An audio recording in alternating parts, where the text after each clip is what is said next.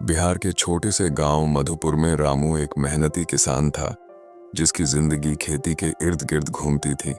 2 बीघा जमीन पर पलते फूलते परिवार के लिए खेती सुनिश्चित नहीं थी और सूखे की बर्बादी ने उसके जीवन में कठिनाइयां बढ़ा दी।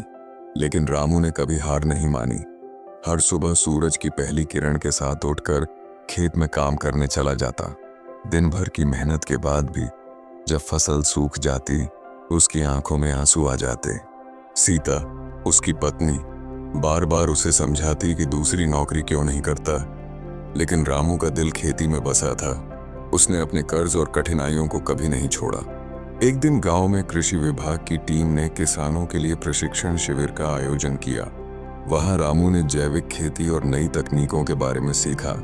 उसने खेतों में मल्चिंग और रासायनिक कीटनाशक के बजाय प्राकृतिक संसाधनों का उपयोग करने की योजनाएं बनाई। शिक्षा के बाद रामू ने अपने खेत में बदलाव की ठानी।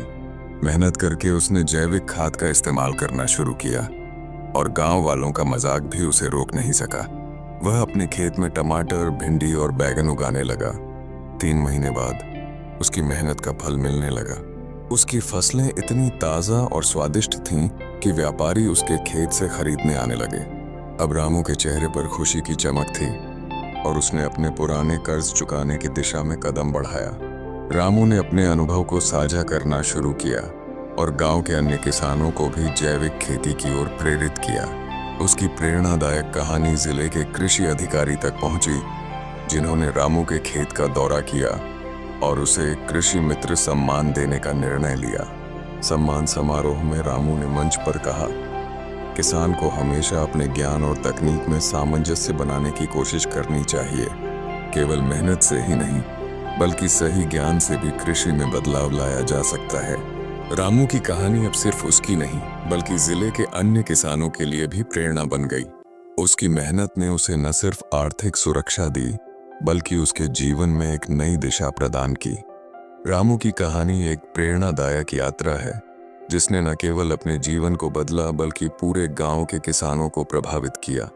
पुरस्कार में मिली रकम के साथ उसने खेत में सोलर पंप लगाया, जिससे उसे सिंचाई के लिए बिजली का खर्च बचाने में सहायता मिली।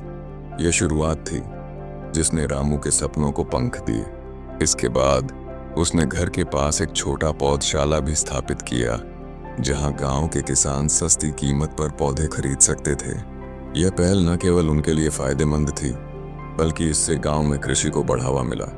रामू का सपना था कि उसका बेटा पढ़ाई करके खेती को और बेहतर बनाता, इसलिए उसने उसे एग्रीकल्चर डिप्लोमा करने भेजा।